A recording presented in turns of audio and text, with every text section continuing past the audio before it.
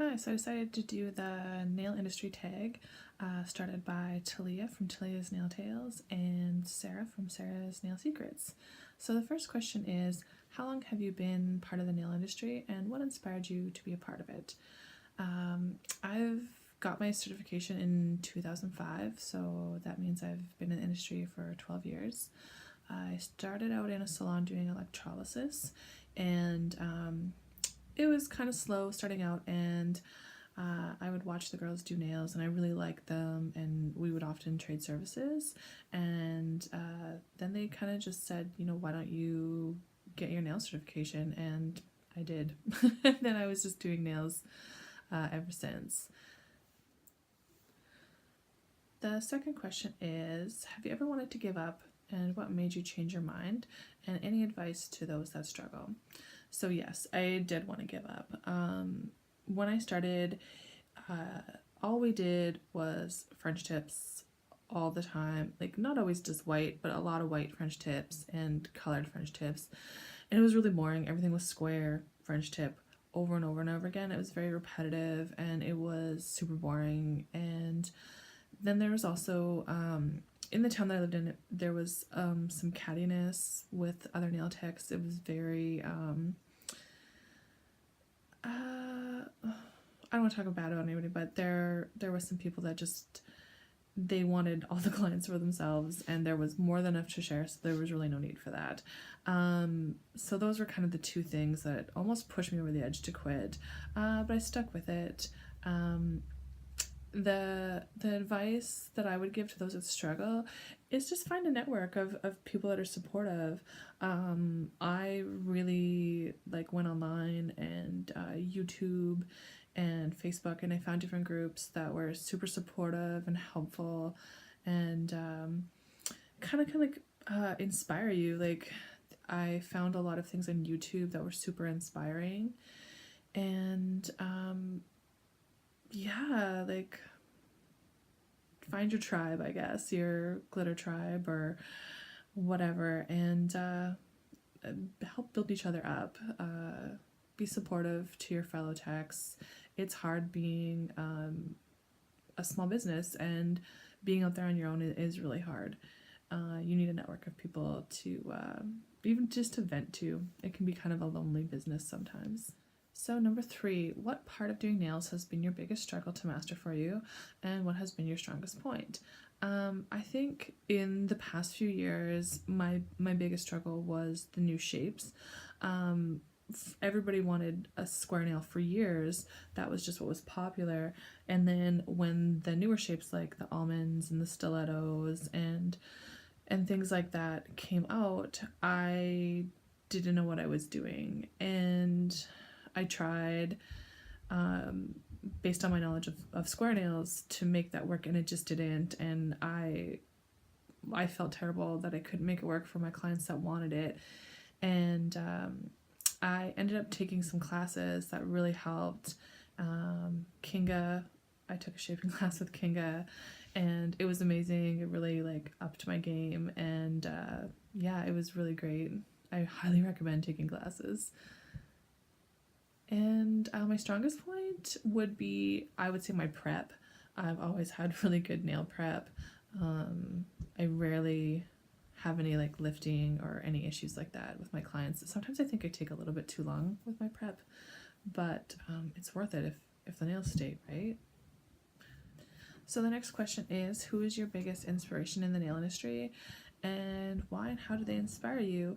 There is almost too many to mention, but I would have to say it kind of started with Talia from Talia Nails Tale, who started this tag. She really inspired me to kind of look at other lines that I hadn't considered.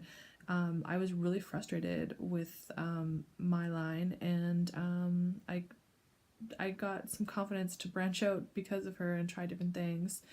And just nail art wise, just Red Iguana on Instagram. I love her stuff. I think it's really classy and beautiful.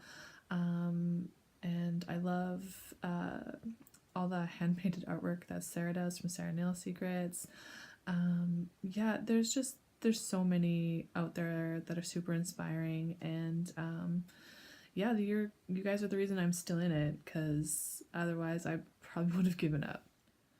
So the next question is, what is your least favorite color and piece of art to use, and your most favorite? I don't think I have a least favorite color. I think there's probably a color for everybody, and I maybe on me, I don't really like nudes because I think I'm really, really white, and it makes my hands look kind of corpsey. I don't know, but I have found some nudes that look okay on me, but they're not my favorite. But I have a lot of clients that love nudes, and nudes look amazing on them, so I can't say that I hate nude. And everybody says striping tape, but I don't mind striping tape that much. You remember those like 3D like stickers, and you have to like embed them in the nail, otherwise I hated those.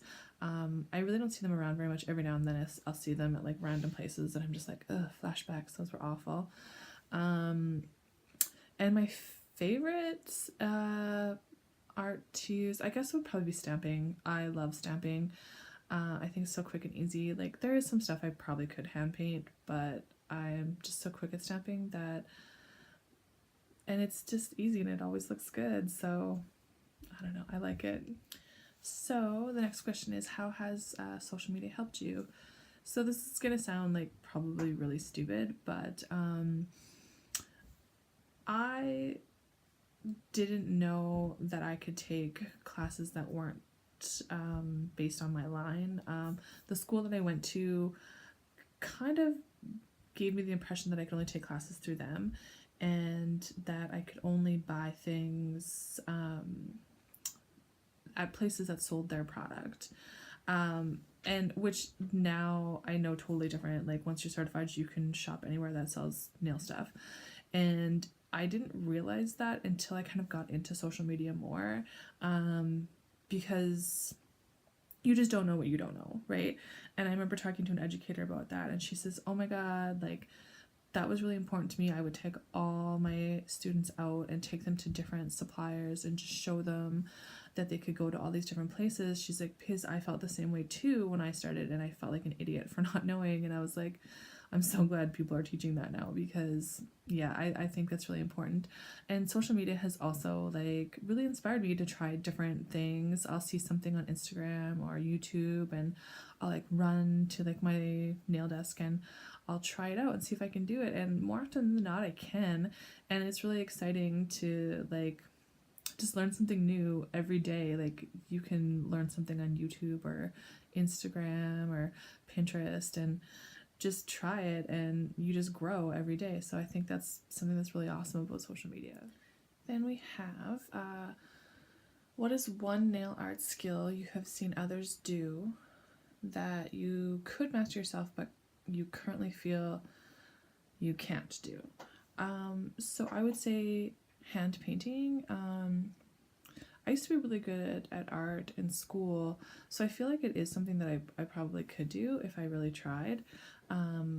But I think I just like really lack the confidence, and I'd like to take some more classes so that I could kind of build up that confidence. The next question is, what do you think the next big trend in nails would be? I honestly don't know. I can't think of anything. Like, I know a lot of textured things are really popular, so maybe even more different kinds of textures, like more 3D stuff. I no idea. So what are some of your nail goals you have set for yourself for this year? Well, considering it's near the end of the year, setting my goals for next year would be to take some more classes.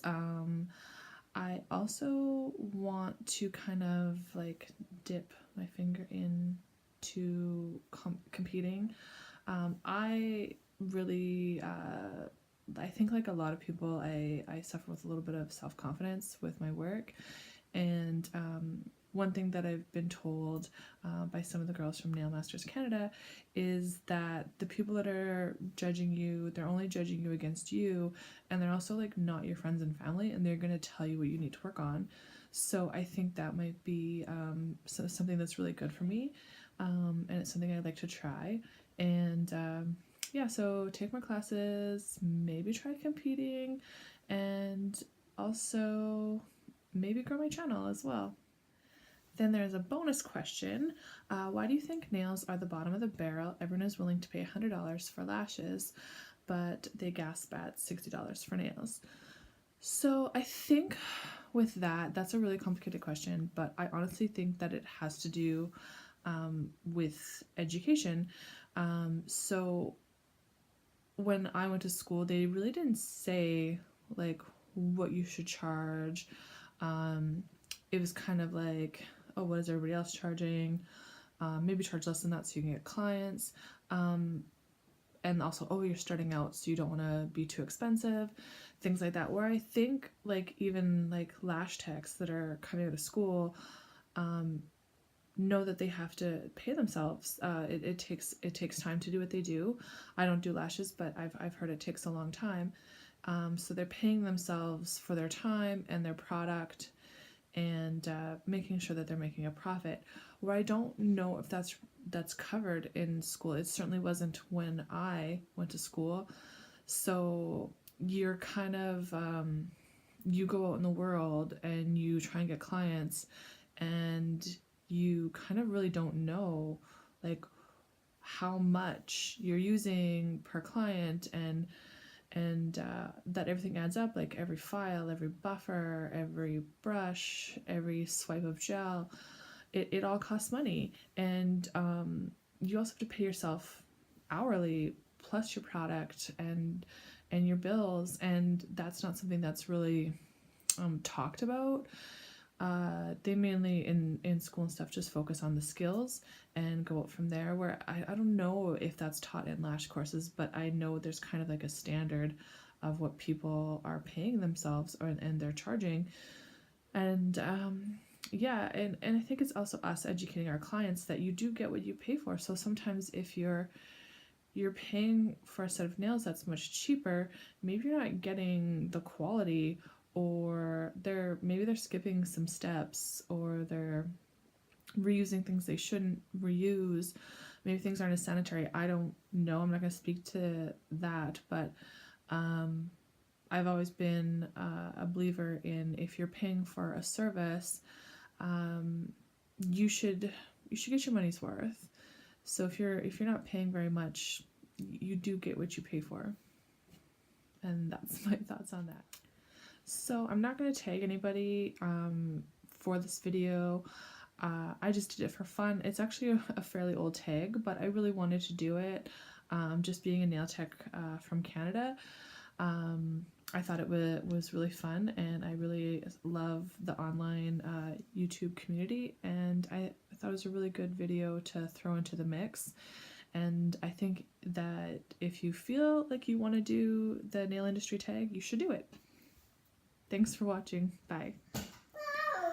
So in a different background here, because I forgot a question. Starting today, money and education not an issue. If you had to stop doing nails, what would you do instead? I love working with people. I love talking to people and being around people. I'm an extrovert, so I do get my energy from being around people. That's my son there. And so I also like setting my own schedule so I can spend a lot of time with my kids. I have 2 little boys at home, and it's important to me to spend a lot of time with them. So I guess something where I would be able to set my own schedule and be around people.